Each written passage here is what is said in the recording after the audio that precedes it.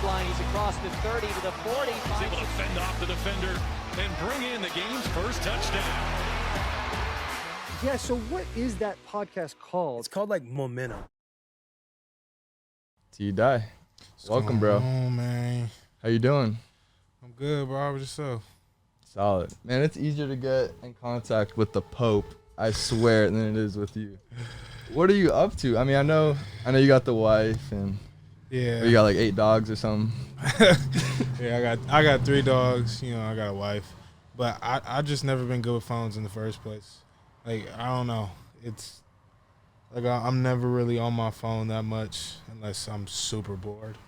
Really? And yeah, and you know, around this time it's hard to be bored. I feel like that's pretty rare because everyone's addicted to their phones and just stuck on it 24/7. Yeah, I mean, I fall victim to that sometimes, but most of the time I'm just, you know, doing something else.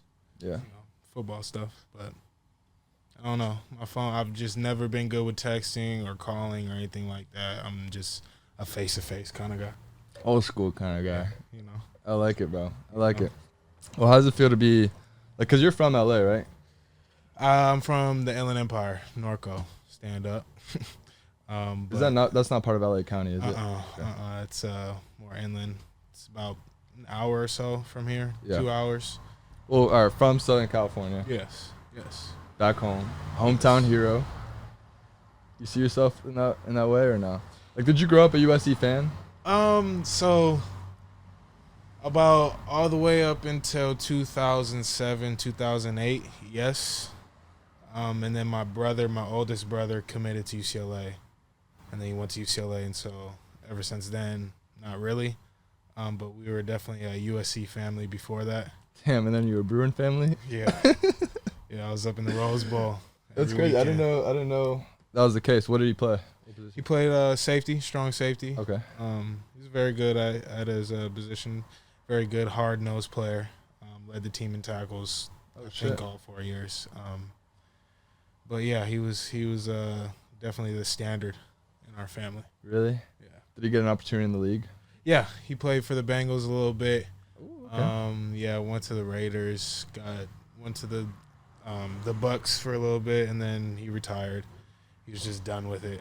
Yeah. The business part of it. Yeah. Gets a little hectic and a little. As in a lot of politics at the next level. Yeah. But you know, he had a good career, and he set it up for the rest of my brothers and I, and we took that and ran with it. I always thought that was the coolest thing to have, like, a brother around your age, like, to play, sports with and like football with. Yeah.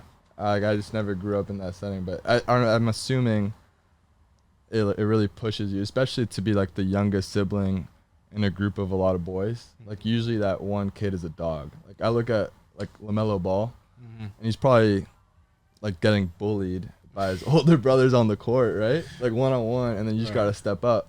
Right. Or like y'all just doing Oklahoma drills on the driveway or something. Damn near. It was always competitive. Everywhere we went, everything we did.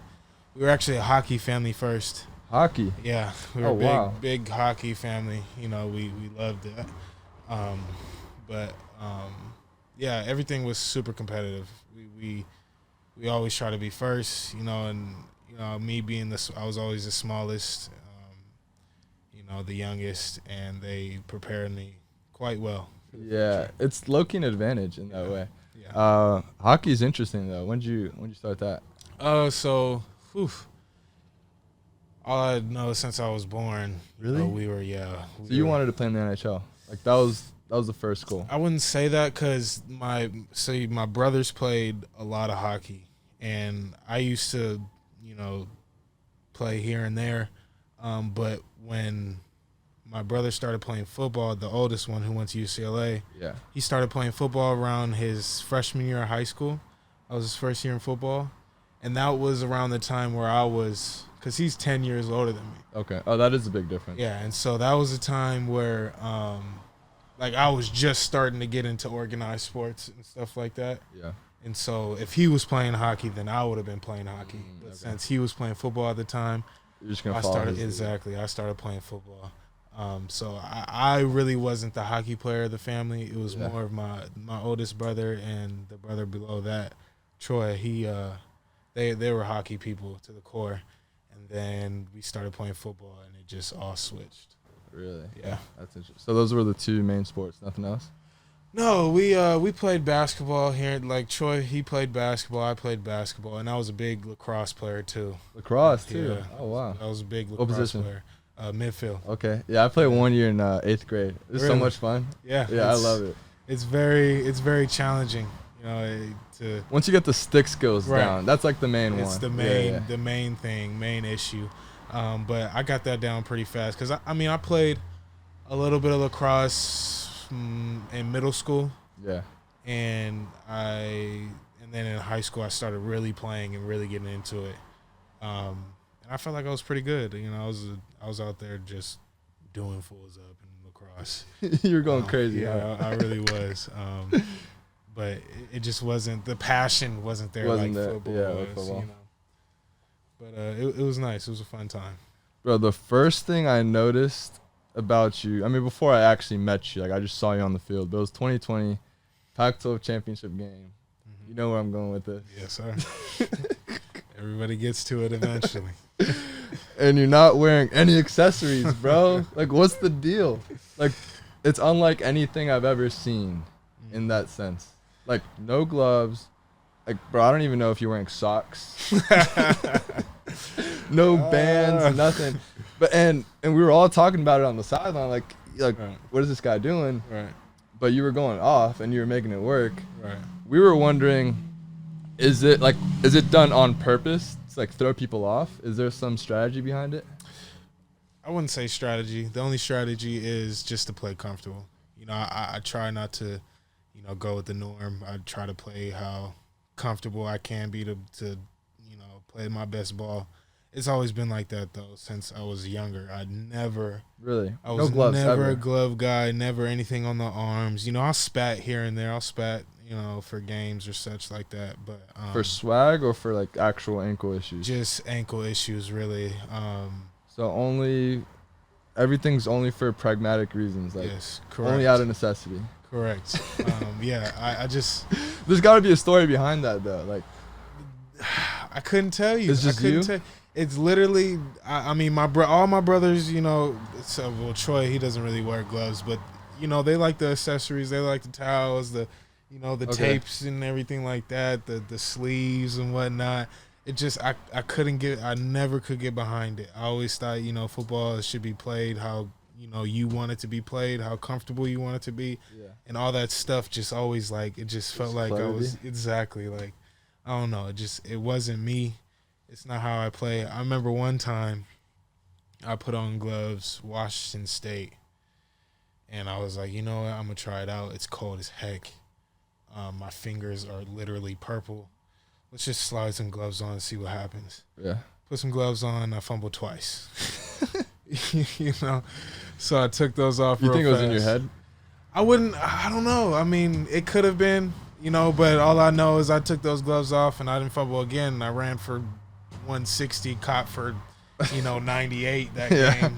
That'll do it. So it's a little superstitious at this point. Like if Yeah. you put him back on, you'd be like, oh, Exactly. damn, here we go again. Exactly. It's just not how I play, Yeah. you know, and if I do put them on now, like, because I'll be playing around in practice or whatever, put somebody else's gloves on, and they'll just, people will look at me, they just don't look right. Doesn't It just look don't look right. You know, We're just so used to it exactly. at this point, bro. You know, but I get that question probably So much. twice a day. That's kind of your brand now. Yeah. Like it's kind of interesting. Like you probably didn't set out to make it that way, but that's one of the first things probably people think about when they're watching you on TV. Right, yeah, and I understand. You know, it's different, and so like people, I get DMs all the time. You know, just why don't you wear gloves? Put some gloves Really? on, like all the time. Oh, probably if you have a bad game, huh? Yeah, That's- if I drop the ball once, you know, if I do something human, God forbid. Right. I mean, you know, people definitely associate that with me not wearing gloves, but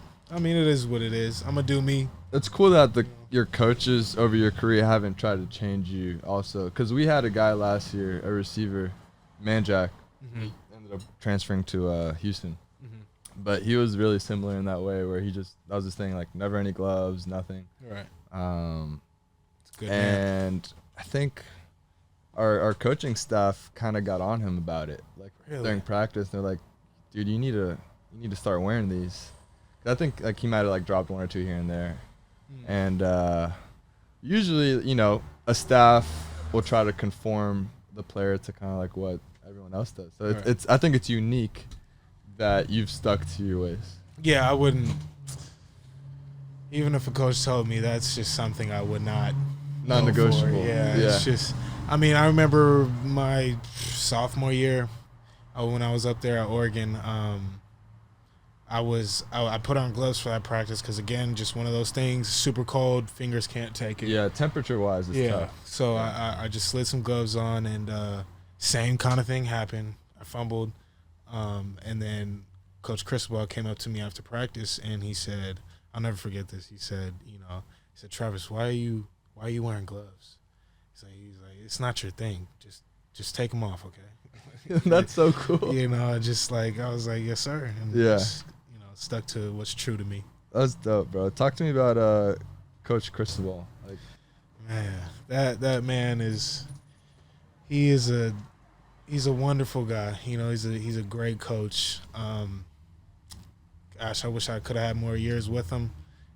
Unfortunately, it just didn't play out that way, and I'm glad it did because I'm here right now, and that's it was the best decision for me. But he was a great coach, and he did things right. Seems like a player's coach from my perspective. 100%. He loved his players. He made sure we were good all the time.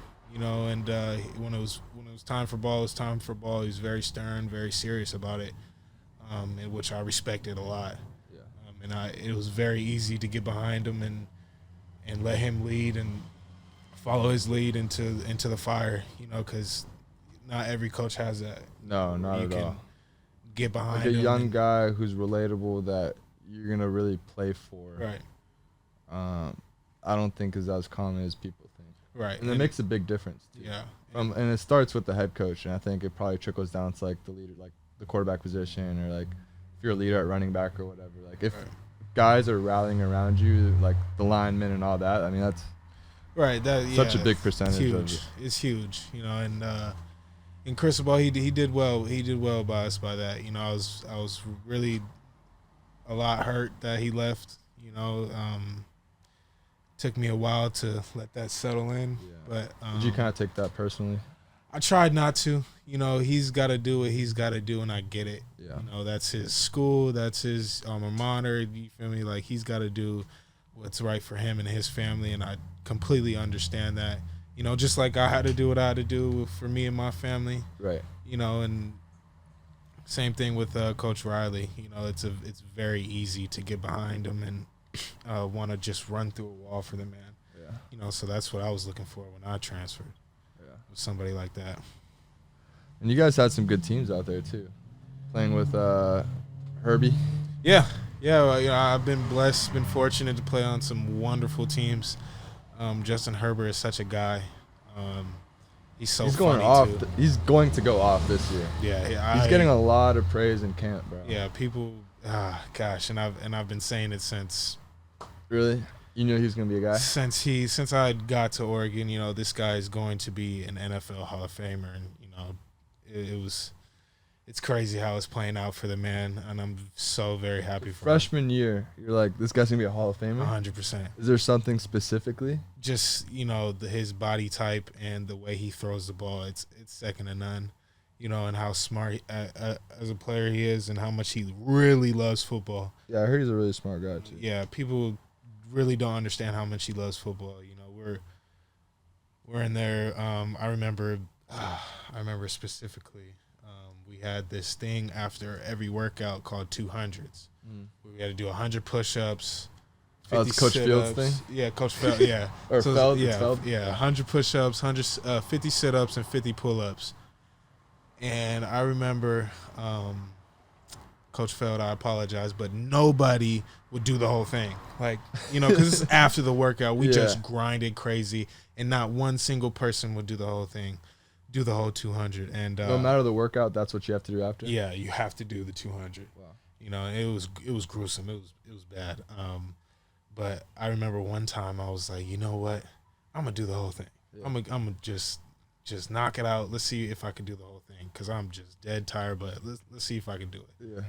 And I look over, and this fool Justin Herbert's just the last one in there, just me and him. He's just repping him out. And I'm just like, what? How do you have this much energy, this much go? Like, everybody's dead. They're on the floor dying. Right. Like, they're all up in the locker room by now, just done. Right. You know, and he's the only one in there just working.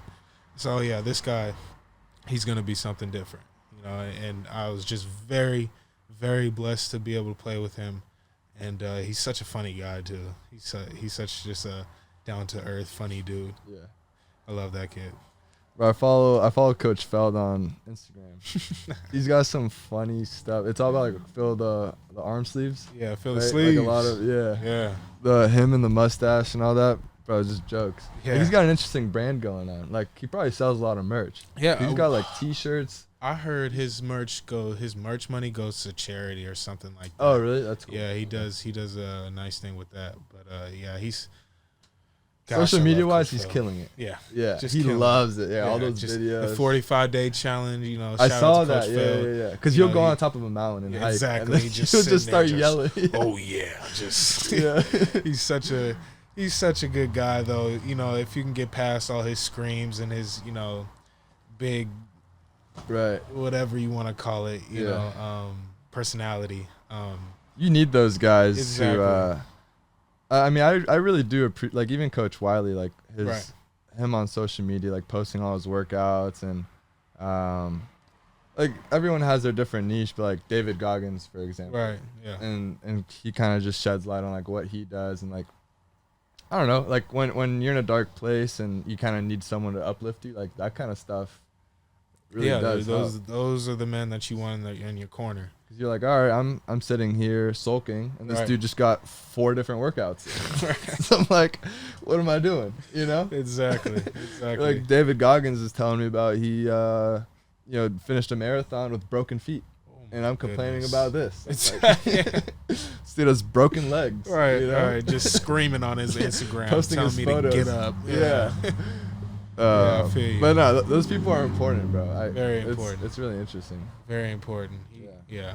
It was such a good dude. Such a good dude. He calls me to this day, asking me how I'm doing and stuff like that. Really? So yeah. That's cool, bro. That's cool. Well, I'm excited about this year, bro. We just finished fall camp. We survived. Man, Finished yesterday. fall camp was brutal. Brutal, bro. I'm not gonna lie And I wasn't even practicing. Yeah. The schedule was hard. Bro. Yeah. It was a lot. It was a lot more challenging than last year's. I will say that. Yeah. Just in terms of the volume of everything, like the walkthroughs, the meetings, the longer practices. Mm-hmm. But that's kind of been their shtick. Like, hey, we've been where you want to go Right. as a team. Like, this is what Exactly. winning takes. And that's why it was so easy to get behind. Like, so easy. It's just, you know what? Get up, do it again, repeat. Just like Coach Riley says, because it's like he's been there, he's done it. Yeah. You know, I've never been there, and I want to do it. Yeah. So like, I'll do anything to get there. And if he says this is this is it, this is how you get there, Yeah. I'm all in. And it was brutal. I can tell You've been that. through it, like as an older guy. You've been through like the grind and the fall camp cycle a few times. Are there any like tricks? Not tricks necessarily, but like survival guide. Little like veteran tidbits. Yeah, a few of them. You need a foam roller. That is a must. Like one at your locker, you're saying? Yeah, one at your locker and one at home. You need 2 foam rollers at all times. Okay. You need to get them hamstrings and those quads and those calves rolled out. Yeah, a all lot the of time. soft tissue injuries could Yes. be avoided. Yeah, yes. hydration, 100%. rolling out, soft tissue. Hydration is a big deal, huge deal. Actually, you need a water at all times. You need to just be drinking.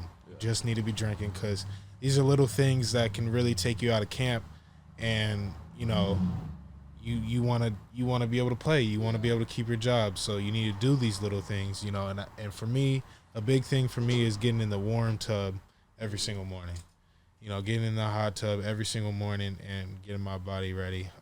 That's the first thing you do in the morning? Huge. Get into that water and, just let your muscles react, let them wake up a little bit. But if I didn't have those three things, I would not be standing here right now. Really? Yeah, just, injuries are super prone without those things for me. Yeah.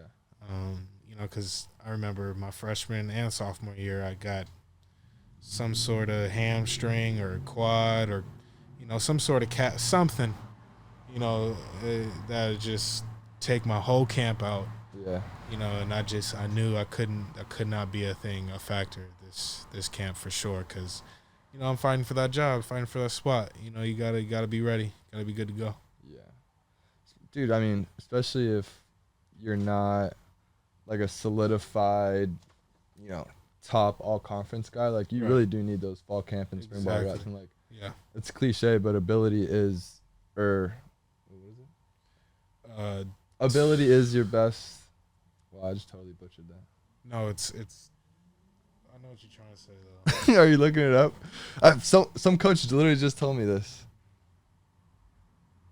Oh, availability is your best ability. Gotcha. Wow, that was terrible. Got you. That's what it is, though. Availability. No, it's totally true though, because like guys will go down, and then that could be your position right there. Exactly. Especially if you're a younger guy. Yeah.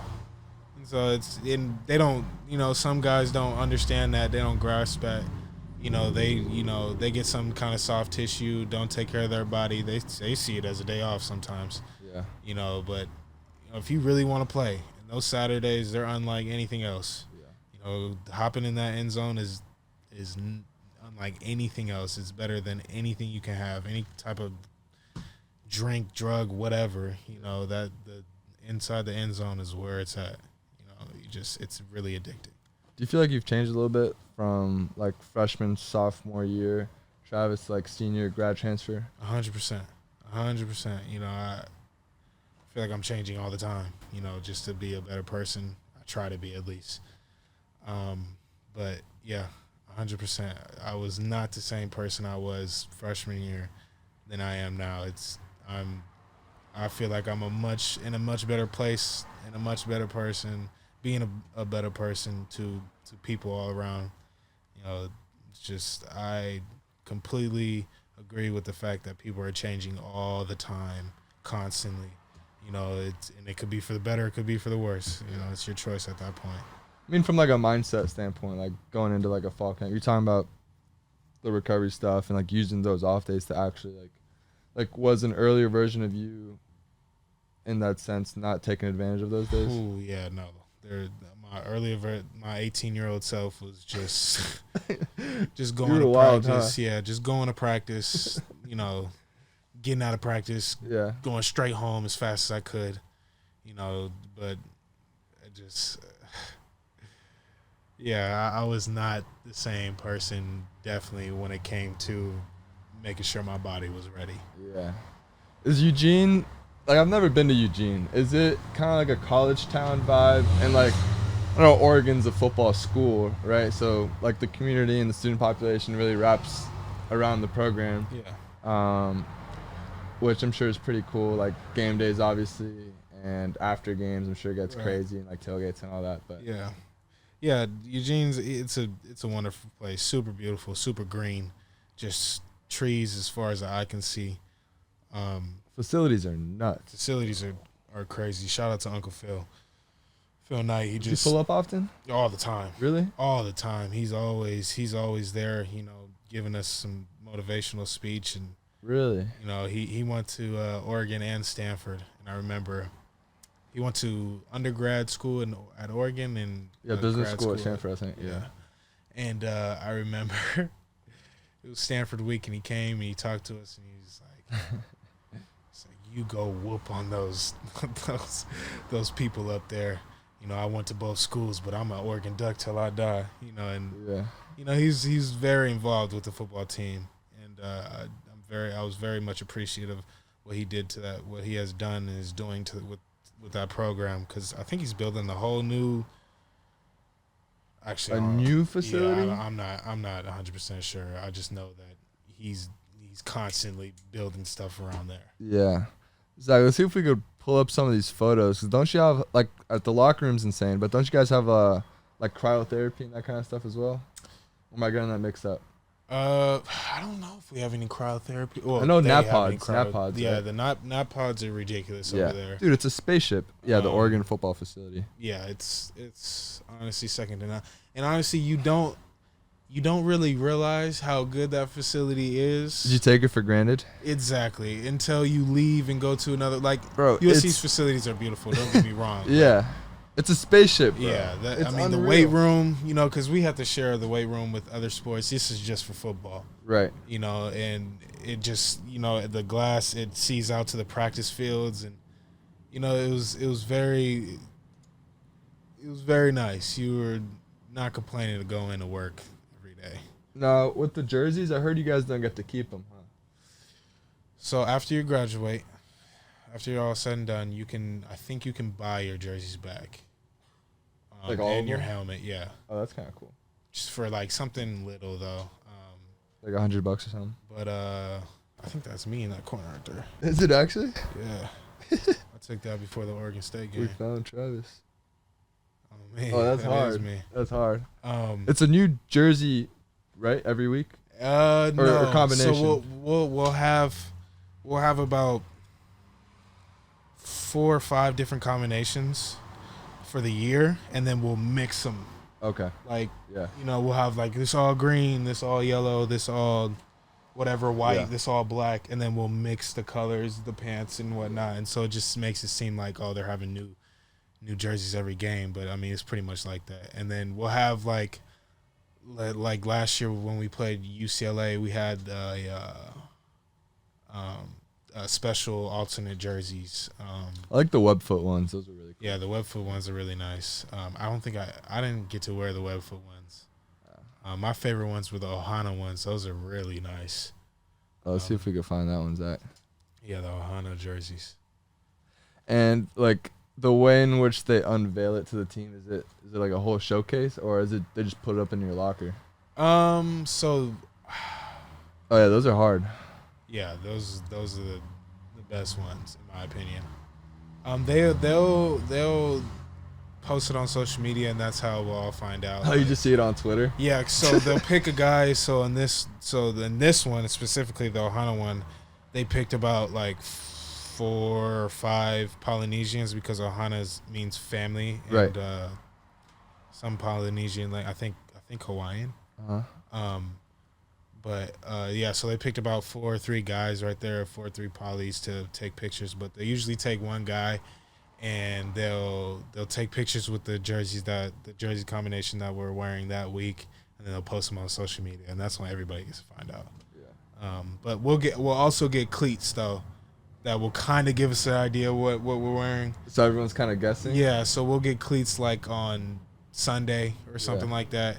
It'd be in our cubby, and then we'll wear them for that week of practice to get them broken and stuff Oh, new like cleats that. every week? New cleats for every jersey combination. Oh, every time there's a new combination. Yeah, okay. new combination, you get new cleat, because you have to match the colors or whatever. That's cool, bro. Yeah, so I ended up with like 50 different cleats. Cleats. After all Jesus. said and done. If you wanted to sell that later, that'd be insane. Not that you Yeah. would, but it was. I mean, I have so much stuff, just bags of it, and I think I've lost more stuff than I got. And I still have so much stuff that just sit in my spare bedroom, just sitting there, because I wear all SC stuff now. Right. Yeah, there's too much of it. But I don't even like to put it on anymore because I'm so SC mode. Yeah. It's just. Well, it's, Maybe so you after. went from that, which, like, very modern and, like, it's changing every week, and now USC's, like, one of the more Very traditional, like, this is what we're wearing no matter what. Yeah, and it fits me better. It fits my personality. This is more, yeah. Because I wasn't wearing all that stuff. I wasn't one to care what we were wearing every week. Yeah.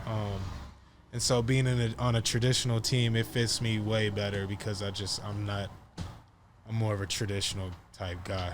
Yeah. So it definitely fits me a lot better. I was thinking of, remember the NIL deal with the dye I was telling you about? Yeah.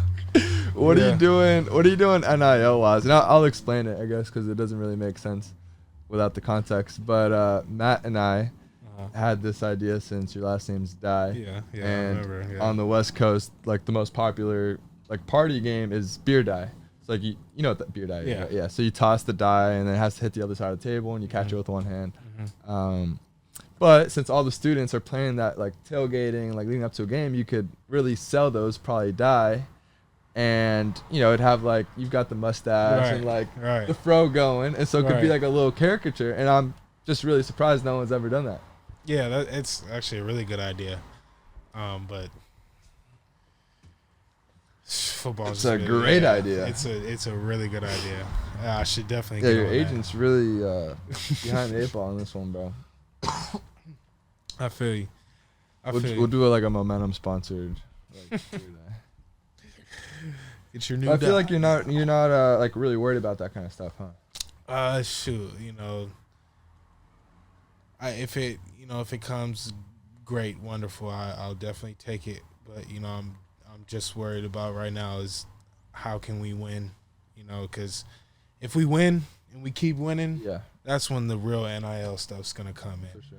And so if I'm 100% focused on the football team and what we're trying to do here, then all that other stuff will handle itself. I've had a few NIL here and there, NIL deals, and Boulevard's doing me right now. But what are y'all working on? We just got done with some kind of TikTok thing, video, whatever. Okay. That they're dancing on there. Nah, it was like me and Raylan, and we were like answering some questions and stuff like that. Oh, for the USC page? Yeah. Okay. Yeah, but it was nice. I also done my own thing with Leaf trading cards, just signing some cards and stuff like that. But if we can win and we can go far, really far with this football thing, all that other stuff will handle itself. Yeah. Everybody's gonna eat if we can just win. Yeah. I mean, football season, you don't really even have time to think about it, much less in fall camp. Exactly. No, I think that's a good way of looking at it. That's kind of like for me, it was overwhelming in the sense that it felt like there's always more you can do in terms of marketing yourself for these brands and opportunities, and it just took too much time out of my day. Right. And this was like last year when it first broke out, and I'm like, Right. oh my god, like we need to do all these partnerships with the podcasts and all these different ideas, and then I was like, it's really taken away from what I came here to do, and that's train and play football and and help this football team win games. And so that's kind of like why I wanted to sign with like an agent and a manager and set up the firm, and then would kind of like take care of that. And meanwhile, I'm doing like what I love to do in the first, because I don't even like, even with this show, for example, I really don't like the marketing aspect of it, and like always needing, it's a necessary evil, right? Because you need to continue like posting and putting stuff out there for like, to increase your followers and viewership and all that kind of stuff. But in a perfect world, like I would come here and like I would chat with you, and like, this is just what we would do normally anyways, like in a locker room setting or like hanging out. And so it's like, that's easy, right? And then someone would edit it for you, and then you'd kind of just put it out. Or they would put it out for you. Exactly. Like I don't even want the account for like my TikTok and Instagram, if we're being completely honest. I feel that. 100% feel that, because all that stuff is just it can feel like a distraction. Yeah. And it's not to say I do like to interact with like the people who listen, and we get hilarious comments, like that stuff, like good and bad. Honestly, it used to bother me. The bad stuff cracks me up. Sometimes I'll put them in little collages and I'll post them on my story, just so people can laugh at it. Yeah, you know what I'm saying? That's the best. Well, shoot, I've seen a few videos that you guys done. Yeah. But what's the handle, the Instagram? What do you mean? What's it called? Oh, Do you have your own Instagram and stuff? For the podcast? Yeah. Yeah. Momentum. It's called Momentum Truck on Instagram. Momentum Truck. Okay. Yeah. Momentum was taken, so we just Yeah. added Truck to it. Because I've seen a few of The these. reels and clips and all that. Yeah, it's. They've done well on TikTok. I've seen it. Yeah, I've seen them on TikTok too. yeah. You had somebody on here. Can't remember, But yeah, so we had Jordan, the quarterback coach, Jordan Palmer. He's Carson Palmer's brother. Really? Yeah, and he basically, a few months ago, he developed an entirely new social media strategy, just with these clips, and he kind of just he signed with like a marketing firm, and the idea was that he would sit in a chair just like this, camera right in front of him, and he would answer a bunch of questions. Maybe it would take him like an hour or two, and then they would create a handful of TikToks and reels just from that one sitting. So maybe like 20 different TikToks that you'd post throughout like a 2 or 3 week stretch, and you just sit down for an hour. And he blew up. We could check how many followers he's got on TikTok or Instagram, but past few months he's blown up. And then I asked him about the TikTok thing. He's like, dude, I don't even have the app on my phone. You know what I'm saying? But for the younger generation, like guys around our age, that's everything. Yeah. I mean, bro, people are falling asleep to TikTok nowadays, you know? Right. It's the new TV. I definitely like. Is that his TikTok? 224K in a matter of a few months. Wow. You know? And so they just put clips of him training guys like Joe Burrow and dudes in the league, and then him talking about ball. I'm a huge fan of TikTok. I like to like scroll through. I like to look at it. I'm not a poster. Right. You know, I like to just see, because there's some funny things out there. Oh, so funny. There's some people who are actually creative, really talented. Oh yeah. Really, really talented. Yeah. It's just, you sit there and look at it, it's like, how do you make this? Like, right. This stuff is gold. But yeah, I'm definitely a big looker at TikTok for sure. Yeah. You gotta start putting stuff on there, man. Even if you're reluctant to do it, just because it's the platform's nuts. Like, I just don't even know where to start. You know, just like yeah. Like I just like I'm very, again, like face to face, you know, type of person. You know. See, that's why for me the podcast makes it easy, because like, I'll just put out some clips, and I could even send you some too, and you could put them out, and then you just throw captions on them, and it's easy. Like, you're not even creating anything new outside of what we're doing right now. That makes sense. You know what I'm saying? Yeah. Yeah. Because that's all if you go on my TikTok, that's like 90% of it is just clips of this, like 30-second, maybe up to 60-second clips of like maybe like a funny little story or something, and people love it, man. People love it. That's nice. See, I know people like, because I mean I see it on the TikTok, but it's just like, where can I even start? Yeah, just like, because you have to appeal to the consumer and what they want, you know. Yeah, like, you don't realize there's a whole different algorithm to each different platform. So until you really like dig into it, like, you wouldn't even realize. Right. So it's like I think over half of users don't have audio on their phones. So if you're in a subway or something or a public setting, so that's why you put the captions on there. Right, makes sense. And then Mr. Beast, the YouTuber. Yeah, that's like one of the most successful YouTubers. Dude makes like 30-40 mil a year. Really? Dude, the craziest thing. And I was listening to him on Joe Rogan. And he was kind of explaining how he came up in like the YouTube space. This was before like being a YouTuber was cool. Yeah, like everyone thought this guy was a loser, like dropped out of school, but his passion was just making videos, like funny videos.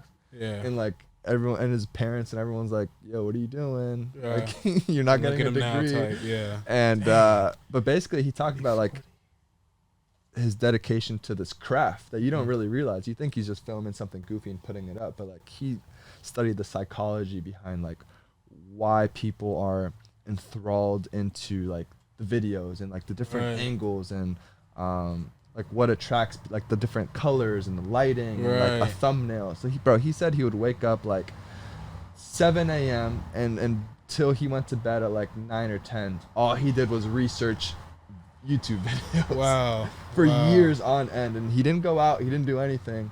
And now this dude literally making, 30, 40, 50 mil.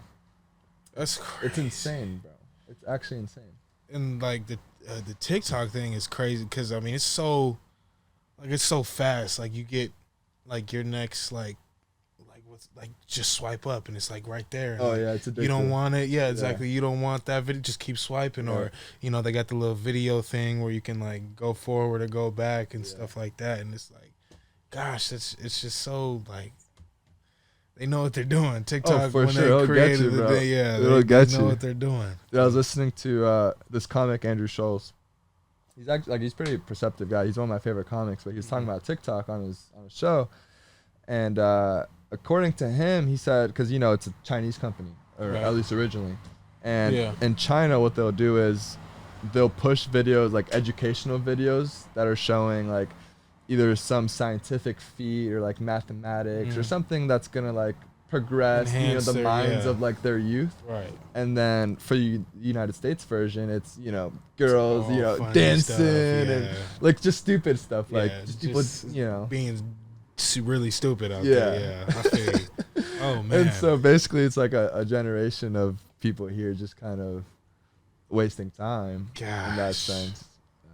But the amount of time is insane that you spend on there, bro. Yeah, I've heard just constantly sending out content and stuff like that. Like that has to take up all your time pretty much. And then they become reality stars too. That's the new Disney star. Exactly. Right, and so they've got like all these TikTok houses out here in LA. You know about those, right? What are those? Bro, it's crazy. Let's look up some of the names. It's like these guys and girls, they live in these mansions like up in like Hollywood Hills, and they're called content creation houses. And they're all like 18 to I want to say 22 years old. And they just throw parties and essentially come up with creative ideas together and make videos, and they collaborate. Yeah, so one of them's called the Sway House. That's like one of the most popular ones. They have their own merchandise. So instead of going to school like college, they live in these $1 million homes up in the hills making videos. Gosh. And literally doing nothing. Insane, right? Making millions. Wow. Yeah, I mean these are the new, and big time actors of our generation. Right. They're just content creators. And they're influencing like music, like what's popular, like all the Olivia Rodrigo songs. And there's a whole lot of them too. And like there's always a new one every few months. Like, see, I'm surprised you never heard about these houses, bro. No, I've never heard about these houses. It's crazy. Yeah, over COVID, it kind of blew up because you know how LA was real strict. Yeah. And they kept throwing these parties, like just bangers, like hundreds of people at their house, and the mayor Garcetti, I think he issued like some sort of warning. Hey, you can't do gatherings, like don't do this. And then they're like, bro, you're 18 years old, worth $10 million. Right, in this nobody's big old telling mansion. you what to do. Yeah. So I think the very next weekend they throw a banger of all bangers. Dude shuts down their utilities. No water, no power, nothing. No. Absolutely nuts, bro. So that's how I was first introduced to the whole concept. I read it somewhere like LA Times or popped up on my Twitter or something. Really? Like, what is going on here? And I just moved to LA. I'm like, what is this? It's a whole different world. Wow, these fools are. Wow. Right? It's a different world out here, man. Oh yeah, I wouldn't. Yeah, had no clue this was going on. Like I understand, like, okay, a TikToker blows up, got a lot of money, so he buys himself a house. But these kids are just all coming together to go to a house and create more content. I mean, oh yeah, it's a whole thing, and they'll have beef between like genius. each houses because they become like kind of like frats in that sense. Yeah. So they start competing, and there's all this drama, and they're all dating each other, and then like one of them will cheat. And there's a show, it's called BFFs. It's a Barstool. It's Dave Portnoy, the guy who started it. He's like a middle-aged man, and like a lot of other older people, like they don't know what's going on with TikTok in this world, but he wants his company Barstool to appeal to a younger demographic. Right. So he's like, you know what? I'm gonna create a podcast on Barstool with one of the top TikTokers. And so it's this guy who's like 50 with like an 18-year-old. And they host the show. Genius. All they do, bro, is talk about gossip. Like 20-year-old gossip. That's genius. It is very smart. So they both each individually have huge fan bases, but they usually don't intersect. Wow. Yeah. And so it kind of just brings it together. Yeah. And then he had I guess he had Andrew Tate on. Yeah, that's what I was just gonna say. That guy is He's funny crazy. though. Oh, They man. just banned him on He be saying Instagram some and all wild, that. he be saying some wild stuff. Oh yeah, he's insane, bro. He's out there. I think he's trying to fight Jake Paul. I heard about that, and that stuff is getting kind of annoying. You don't watch that stuff, huh? And it's kind of watering down the whole process of boxing. You think The so? respect of boxing. Yeah, I don't know. I mean, Jake's a good fighter, though. I think. yeah, I completely agree, but it's just the whole business, like the whole like hype around it. It's just I think it's going another direction where it's just I'm not really down with all that arguing on social media and stuff like that. Like that's just not. I mean, how different is it from like what Floyd was doing? What do you mean? Just in terms of creating like a persona that it's infamy, right? Like people are paying to watch you potentially get knocked out or lose. Yeah, 100%. Or Conor McGregor. Yeah, and I totally get that, but I wasn't looking at Floyd's content either. Conor's funny. That guy makes me laugh. So You like Conor? I mess with Conor. Because He is funny. I feel like it's a different situation with me, because Conor makes me like crack up. Oh Like, yeah. I don't know, like Floyd really don't make me laugh that much, and and neither does Jake Paul. Logan Paul is pretty. He's pretty good at boxing too. Are you a fighting fan? Like UFC? I'm more of a UFC guy, but I'm not really like super into it though. Like, Okay. I just saw the fight last night with Yeah, the Usman. Dude, I missed it. That was cool. I saw the video. That's Apparently he was dominating the entire fight, right? Usman was winning. Yeah. Was He would've winning the won. whole thing. All he had to do was not get knocked out Final that minute. last minute Right kick to the and head. just fake left with the kick. Oh my gosh, I was Brutal, going bro. crazy. What a crazy sport. Oh my gosh. Bro. Have you ever seen the first few UFC cards? I haven't. Like UFC 1 and 2? Oh, let's pull those up. These guys are coming out with no rules. 30 minutes straight, Really? no tap outs. Wait, there's no breaks? There's no breaks. Just going at it, and Just whoever whoever gets makes it knocked out? out first. No way, bro. People are coming out with one boxing glove on, You're lying. I swear, bare knuckled. Like This is it the was first- just mayhem out there. The first few UFCs, they were just No out there way, bro. destroying each other. The very first UFC fight. There's just no rules, huh? No, just to the death, pretty much.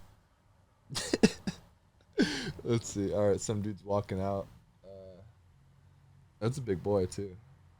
Yeah, let's fast forward to the actual fight. I got to see this. So, I'm assuming like you could bite and everything.